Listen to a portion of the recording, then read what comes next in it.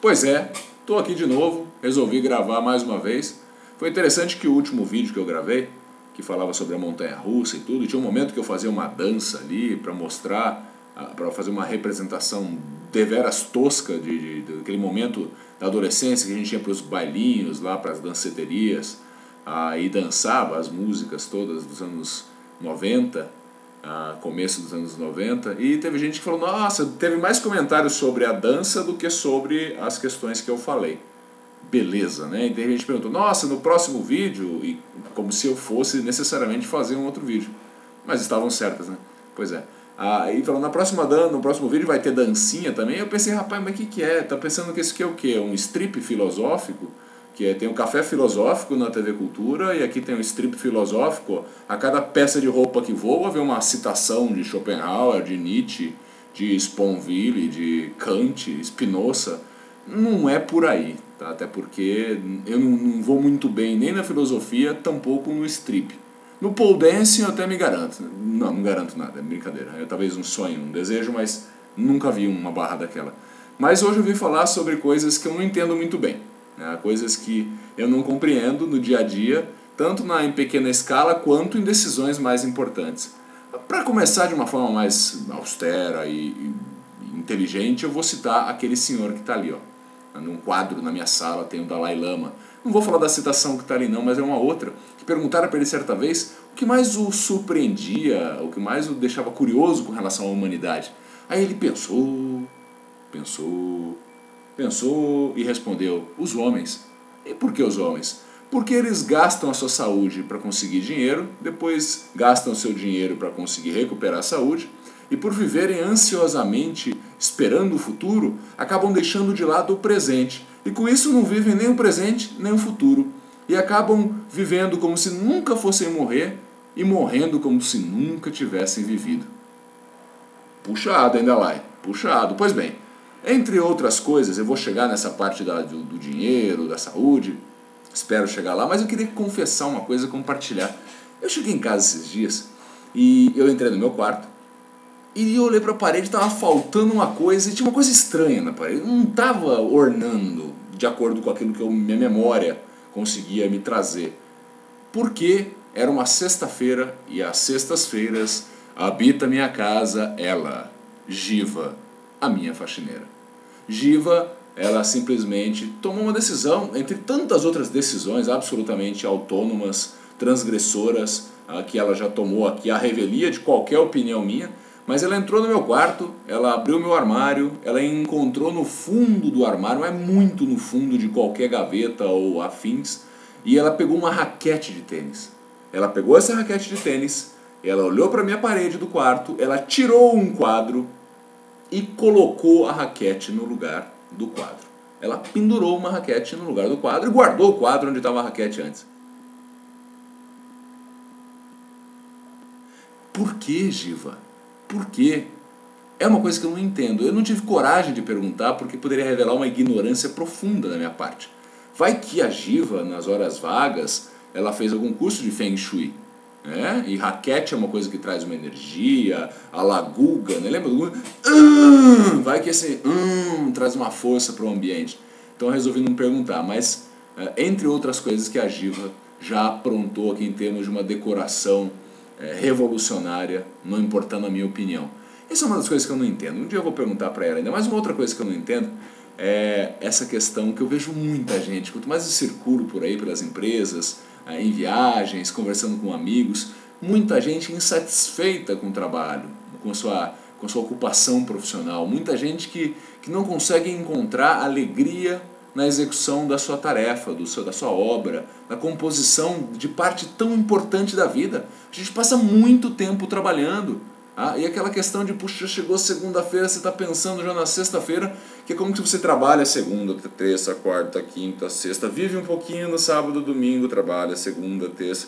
Não vamos dizer aqui, senão já vou começar lá, vem esse cara com cagação de regra pro meu lado, que trabalhar é sempre legal, trabalhar é sempre maravilhoso, porque não necessariamente, tem horas que a gente tem que ralar mesmo, tem que encarar, tem que fazer, mas quando a balança está pesando sempre para consideração do trabalho como algo que cansa a alma, que dá raiva, e aí tem um médico que diz que não é o trabalho que mata, é a raiva de você estar ali no lugar que você não queria estar. Eu lembro de quando eu decidi mudar a minha profissão. Eu trabalhava numa empresa multinacional, estava lá no programa de gerente trainee, fui efetivado, tinha a chance até de, num curto prazo, ir morar fora do país, com aquele momento dos anos 2000, a internet bombando, e eu trabalhava na área de marketing, de comércio eletrônico, então estava uma coisa muito propensa para eu crescer na carreira acadêmica, na carreira profissional, melhor dizendo, e a empresa estava sendo muito bacana comigo. A empresa me dava chance de treinamento, passei um tempão em treinamento naquela empresa. E detalhe, eu tinha uma filha muito pequena. A minha filha estava com meses à época, mas eu tomei uma decisão. Eu sabia que eu não queria estar ali.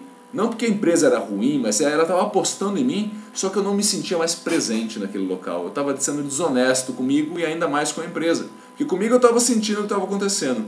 Com a empresa eu estava fazendo o jogo do vamos segurando a onda, vamos fazendo o suficiente para não causar má impressão, e acaba fazendo mais ou menos. E quando a gente faz mais ou menos, talvez a gente se torne mais ou menos. E eu quero ver você levantar a mão aí dizendo que eu adoro ser mais ou menos. Quem é que gosta de ser mais ou menos? Então fica essa questão de por que não ter um plano de transição. Aí fala, mas eu tenho responsabilidades. Claro que a gente tem. Às vezes você tem uma família, às vezes você cuida dos seus filhos ou cuida dos seus pais, ou tem que se bancar ou cuidar de muita gente que depende de você. Mas eu penso que há possibilidade de fazer um plano de transição. Eu vou contar uma história curiosa, e até eu conto isso nas palestras junto com o Roberto, quando a gente faz as palestras por aí, que realmente quando a gente fez essa opção, quando a gente se encontrou, eu tinha saído de uma empresa, montado outra, muito menor, e ali batalhando, e aí a situação financeira não estava boa não, porque é uma fase de investimento, você tem que mudar às vezes o padrão de vida, e tinha uma fase que eu estava quase que latindo no quintal para economizar cachorro, aquela fase que se você chama a pessoa amada de meu bem, o banco vem e toma, e pior, nessa hora ninguém tem dó não, as empresas ligam te cobrando e certamente você deve ter passado por isso. Você está lá na sua casa bem bonitinho, toca o telefone, quem que é? Uma operadora de telefonia celular. Aí, alô senhora, você pode estar falando agora? Aí sempre você escuta esse gerundismo, já dá vontade de responder, mas aí você lembra da educação que tua mãe te deu e segue. Fala, pois não, como que vai? Fala, senhor, para a sua segurança, o senhor pode confirmar alguns dados? Aí normalmente eu respondo para a pessoa, eu falo, olha, eu agradeço muito a sua preocupação com a minha segurança, mas eu já estou bem seguro, estou dentro de casa, a porta está trancada. Ela, senhor, eu preciso das confirmações para a sua segurança. E não adianta muito entrar, né? Eu tento enlouquecer essas pessoas do telemarketing aos poucos, assim, sabe? Para não dar um surto psicótico de uma vez.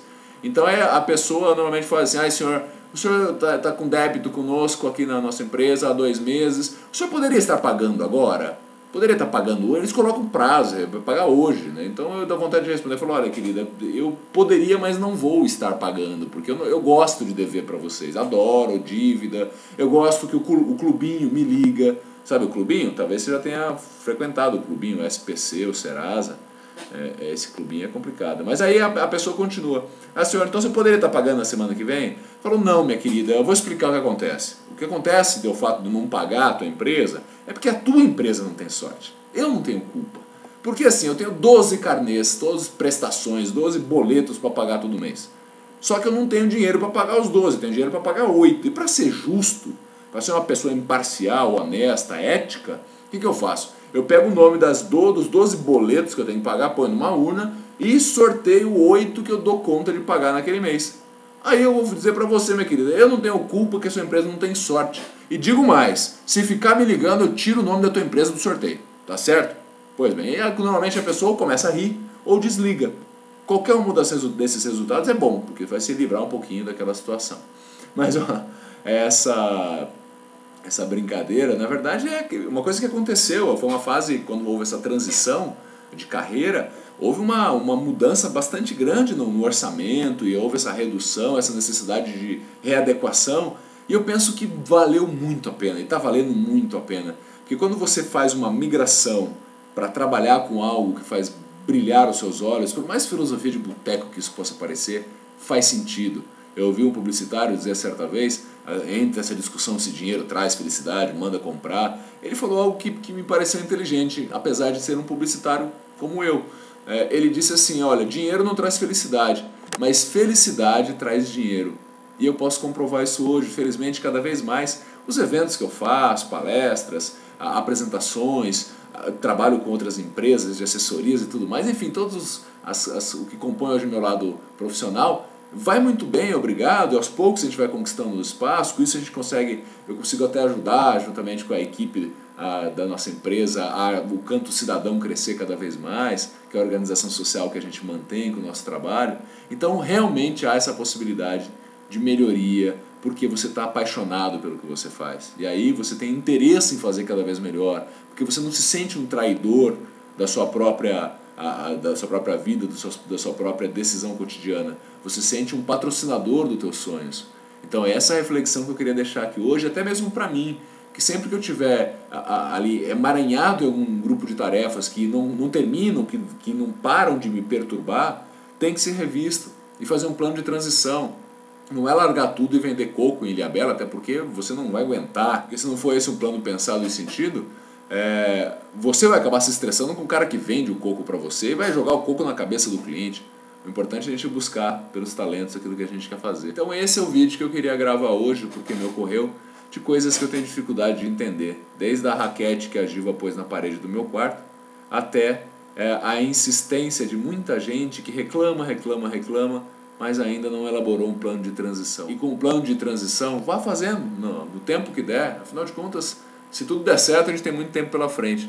O problema é quando a gente tem muito tempo pela frente e só consegue pensar quando é que vai chegar o final de semana para eu aproveitar um pouco a minha vida. Entre o final de semana que tem 2 dias e a semana que tem 5, eu fico com 7. Beleza? Até mais.